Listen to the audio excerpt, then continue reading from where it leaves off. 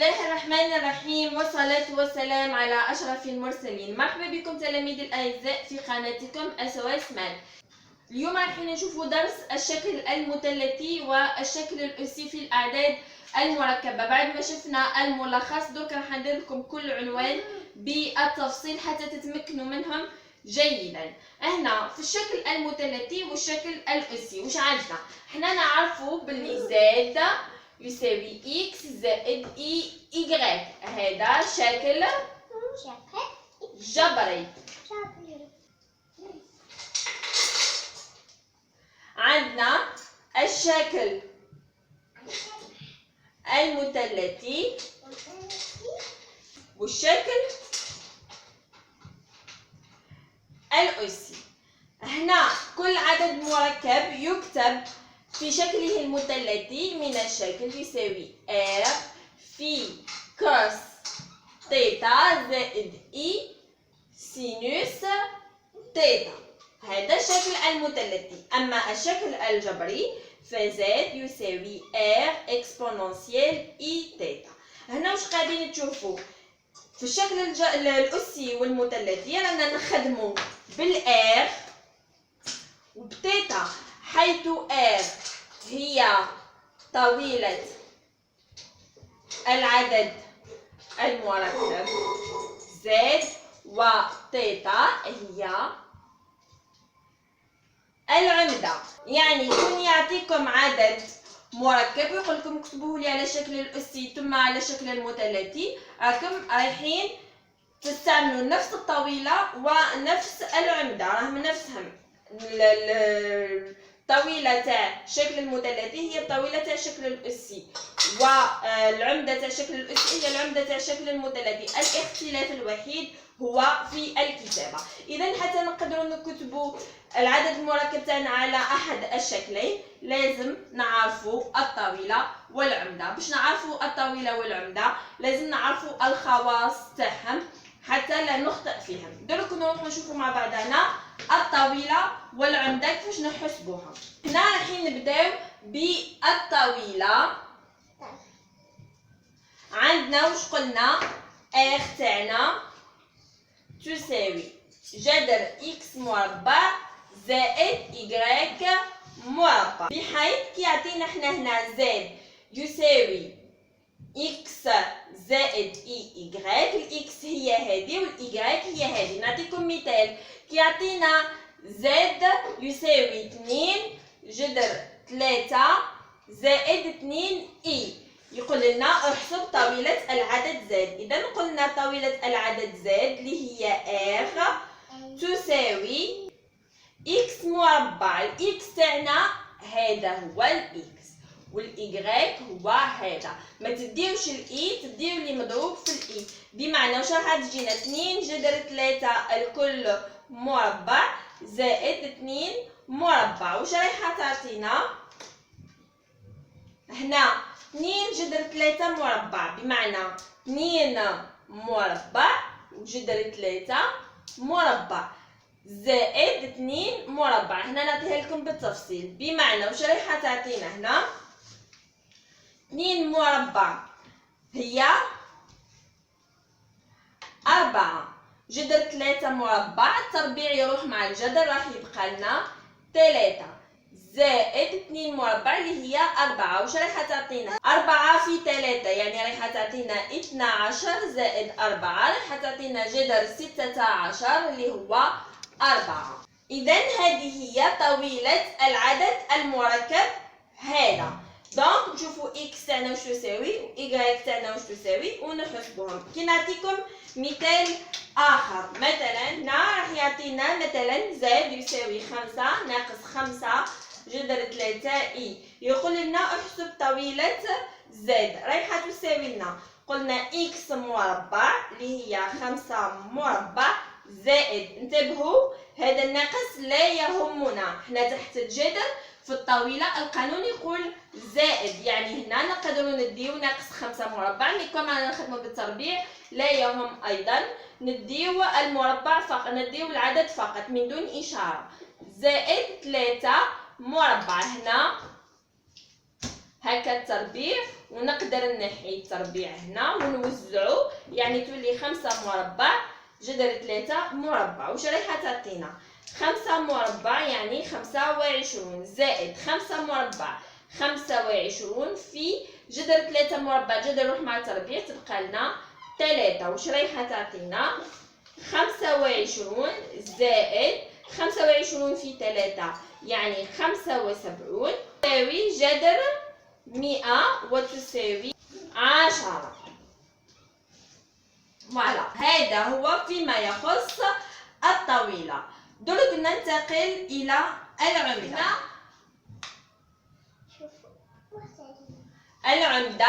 العمدة وش هي؟ هو قيس الزاوية. نروحو نحسبوها عادي، أي زاوية باش نحسبوها نسحقو فيها لازم نعرفو الكوسينوس والسينوس تاعها حتى نعرفو قيس الزاوية ماذا يساوي. نحسبو ارغومون دو زد. واش قلنا الارغومون يساوي؟ قلنا باش اي زاويه نعرفوها لازم نكونوا نعرفوا الكوسينوس تاعها والسينوس تاعها. اذا عندنا كوسينوس تيتا واش راح يساوي لنا؟ هو اكس على طاولة زد، ولا نقولوا هو اكس على ار، كل واحد كيف يكتبها. وسينوس تيتا هو y على طاولة z أو y على طاولة r، حيث x و y تاعنا هما إحداثيات العدد المركب. عندنا نجيو نكتبو l'argument دو z تاعنا واش يساوي؟ تيتا زائد 2 ك بي، يعني كل زاوية نزيدو لها 2 كابي. يعني واش معناتها 2 كابي؟ الكا هذا كنا نعطيوها رقم واحد يعني نزيدو له 2 بي، يعني دورة كاملة كنا نعطيوها رقم 2 يساوي 4 بي، وهي رايحة حيث الكا ينتمي إلى ار. هنا واش عندنا لازم تكونوا تعرفوا باللي هنا عندنا اكس، هنا لازم سينوس اكس ولازم كوس اكس، ما لازمش تغلطوا في هذول والا راح يجيكم جدول خاطئ. لازم تعرفوا باللي عندنا الزاويه صفر، الزاويه بي على 6،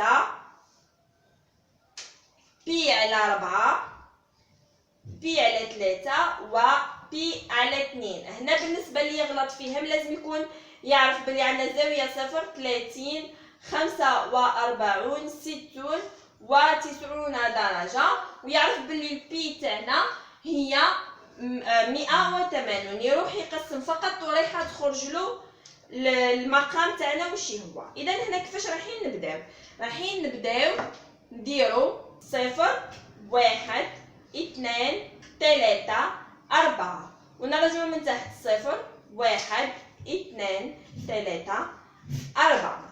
هنا ثاني خطوة شنو نروحو نديروها؟ الجذر. جذر الصفر صفر، جذر الواحد واحد، جذر 2 يبقى جذر 2، جذر 3 جذر 3، جذر 4 واش راح يعطينا؟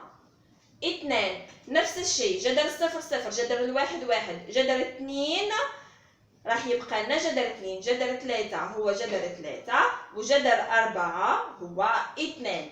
ثاني خطوة شنو نروح نديرو؟ نقسموا الكل على 2، 0 على 2 يبقى 0، 1 على 2، جذر 2 على 2، جذر 3 على 2، 2 على 2 واش رايحة تعطينا؟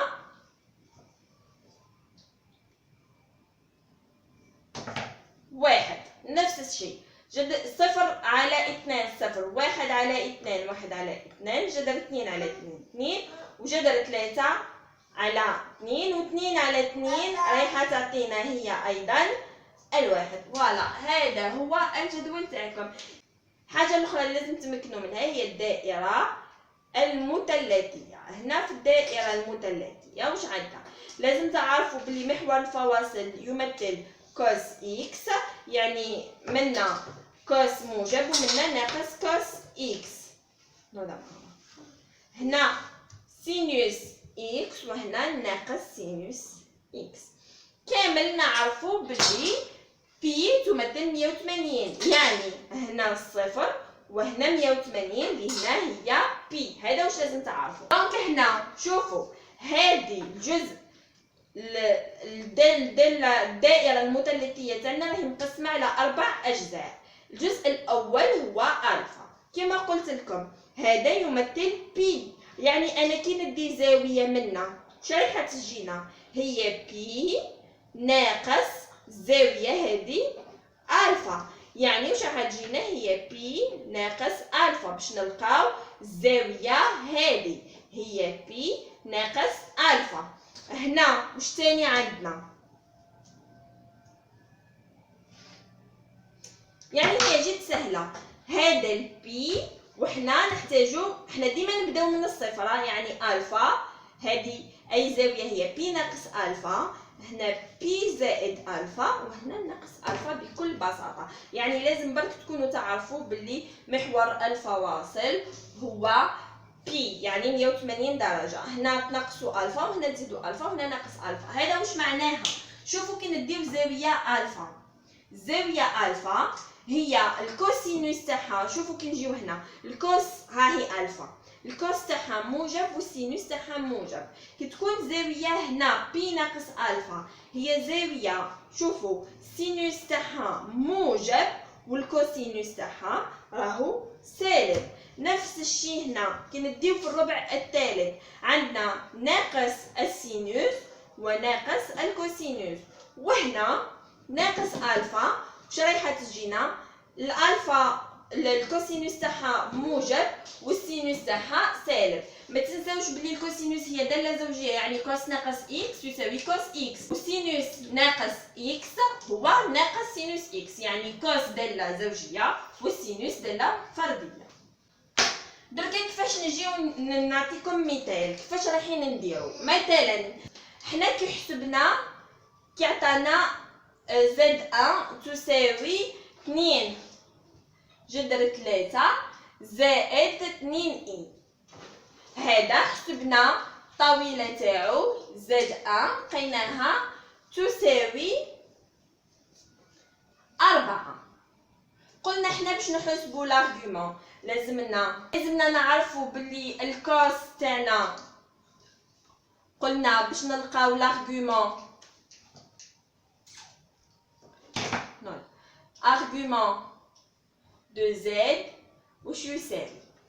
عندنا الكوس هو إكس على طاولة زد، الإكس تاعنا هنا واش تساوي؟ هي 2 جذر 3، والزد والطاولة زد تاعنا واش هي؟ 4. هنا واش قاعدين نشوفو؟ 2 تروح مع 4 تبقى لنا جذر 3 على 2، والسينوس واش يساوي؟ قلنا هنا زائد 2 إي، يعني راح يجينا الإيكغيك تاعنا هو 2 على 4 وتساوي 1 على 2. درك حنا نروحو نشوفو في الجدول تاعنا شكون اللي الكوس تاعو جذر 3 على 2، ها هو الكوس وهذا جذر 3 على 2. دونك هنا نزيدو ننتبهو لحاجه خلاف السينوس نصف، دونك الزاويه تاعنا تيتا واش تساوي؟ دونك تيتا تاعنا هي بي على 6، واش رايحين نكتبو؟ ارغومون زد هو تيتا، يعني بي على 6 زائد 2 ك بي. هنا لازم تنتبهوا لحاجه جد مهمه، انه الكوسينوس تاعنا موجب والسينوس تاعنا موجب. بما انه الكوس موجب والسينوس موجب يعني رانا في الربع الاول، يعني رايحه تساوي لنا الفا. هنا كون مثلا جاتنا من الشكل هكا ناقص 2 جذر 3 زائد 2 إي، الطاولة لا تتغير، ولكن هنا كي نجيو نحسبوا الكوس واش راح تجينا؟ ناقص 2 جذر 3 على 4، يعني رايحه تبقى لنا ناقص جذر 3 على 2، والسينوس تاعنا راح يبقى النصف. حنا كي نجيو نخيروا الزاويه ما نشوفوش للاشاره جذر 3 على 2 وهنا، ثم حنا عرفناها بلي بي على 6. كي نعرفوا بي على 6 نروحوا للدائره المثلثيه. هنا نروحو نشوفو الكوس تاعنا سالب، يعني هنا دونك نشوفو السينوس موجب، دونك رانا في الربع الثاني. واش نروحو نكتبو لارغومون دو زد تاعنا 5 بي على 6 زائد 2 ك بي. فوالا هذه هي. نفس الشيء يكون مثلا تجينا هاك 2 جذر 3 ناقص 2 بي وهنا زائد. دونك هنا واش راح يجينا؟ راح يجينا الكوس موجب والسينوس تاعنا راح يجينا سالب.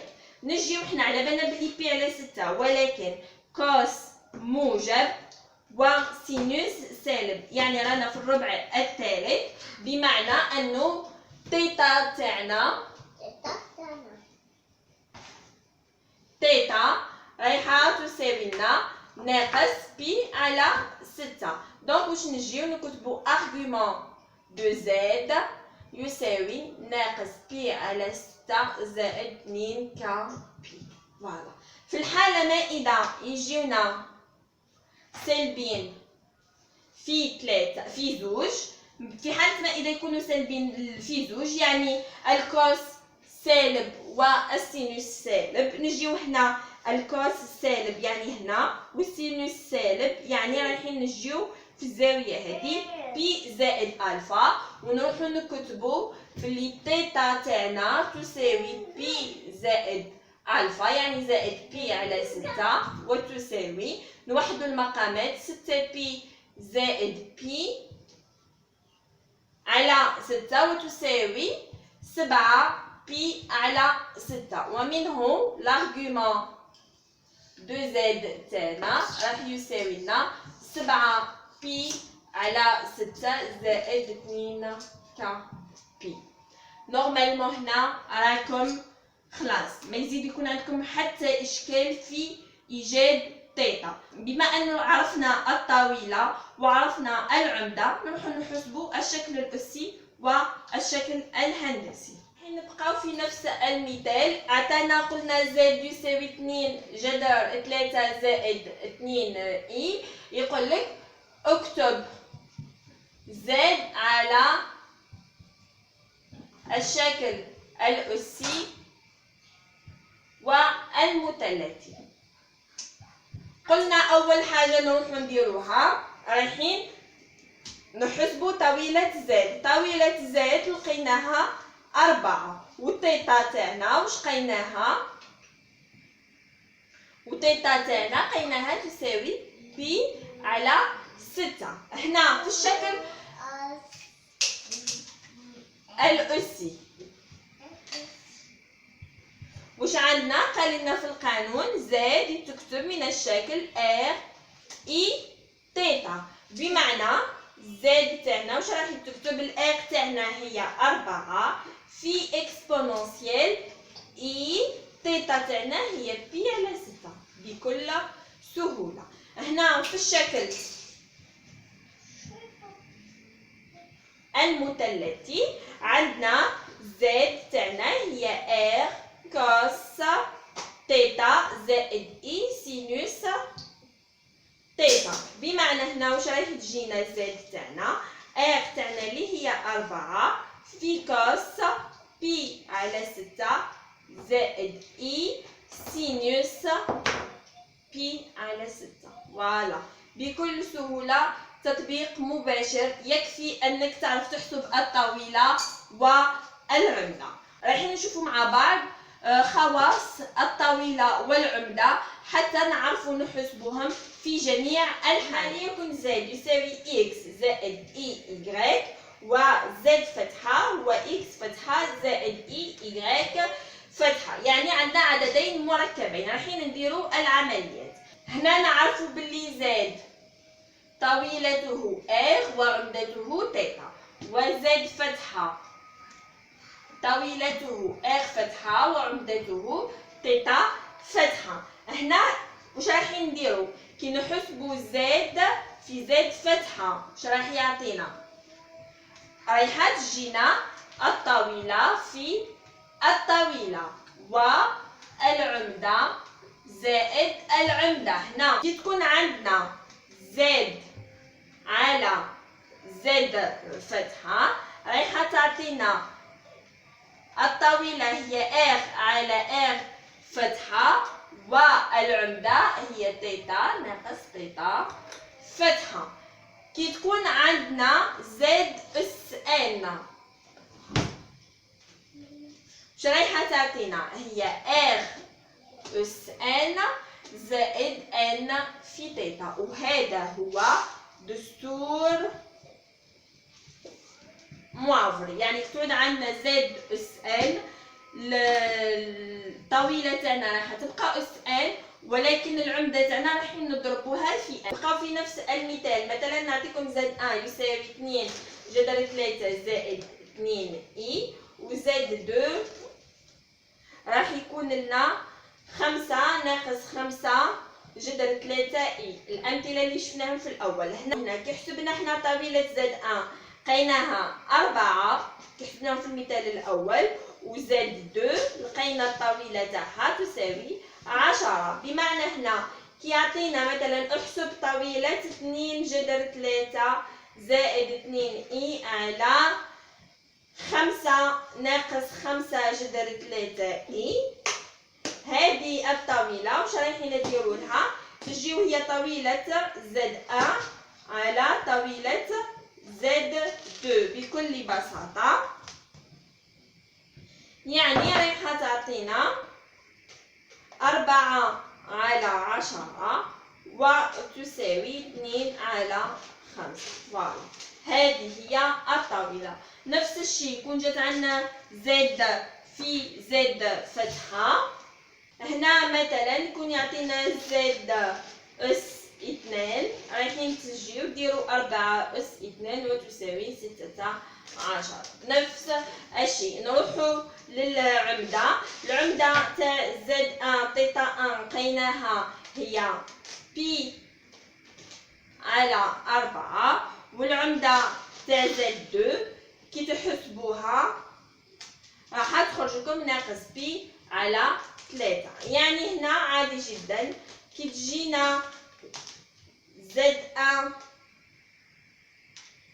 على زد 2 هنا يستلزم ان تيتا تاعنا تساوي تيتا 1 زائد تيتا 2، بمعنى انه تيتا رايحه تساوي لنا بي على 4 ناقص، بما انه هنا ناقص رايحه تجينا ناقص بي على 3. نروحو نوحدو المقامات اللي هما 12، يعني حتجينا 3 بي ناقص 4 بي وتساوي لنا ناقص بي على 12. هذه هي الزاوية تاع زد 1 على زد 2. ونفس الشيء بالنسبة إلى الباء. عندنا خواص الشكل الأسي، وهي نفس الخواص اللي نطبقوها على الاكسبوننسيال، حيث تيتا وتيتا فتحة ينتمي إلى R. هنا عندنا أول خاصية اكسبوننسيال اي تيتا في اكسبوننسيال اي تيتا فتحة راح يساوي لنا اكسبوننسيال اي في تيتا زائد تيتا فتحة. مثلا هنا عندنا اكسبوننسيال اي تيتا على اكسبوننسيال اي تيتا فتحة، واش راح يجينا اكسبوننسيال اي في تيتا ناقص تيتا فتحة. وهنا عندنا اكسبوننسيال اي تيتا مرافق اكسبوننسيال اي تيتا هو اكسبوننسيال ناقص اي تيتا. كيما على بالكم في المرافق ديما نغيروا غير اشاره الاي. وهنا عندنا اكسبوننسيال اي تيتا اس ان يساوي اكسبوننسيال اي ان اس تيتا. هذا هو دستور معفر. وفي الطاولة شفنا كيفاه نطبقوا دستور معفر على الطاولة وعلى العمدة. رايحين نزيدو نطبقوهم في التمرين. فوالا هادو هما خواص الشكل الأسي. هنا بعد هذا الشرح ما يكون عندكم حتى إشكال في هذا النقطة من الأعداد المركبة. ما بقى لي غير نقول لكم ما تنسوش تشاركوا القناة مع زملائكم حتى تعم الفائدة. كما نقول لكم اللي عنده أي سؤال يخليه لي في المجموعة تاعنا. السلام عليكم ورحمة الله تعالى وبركاته.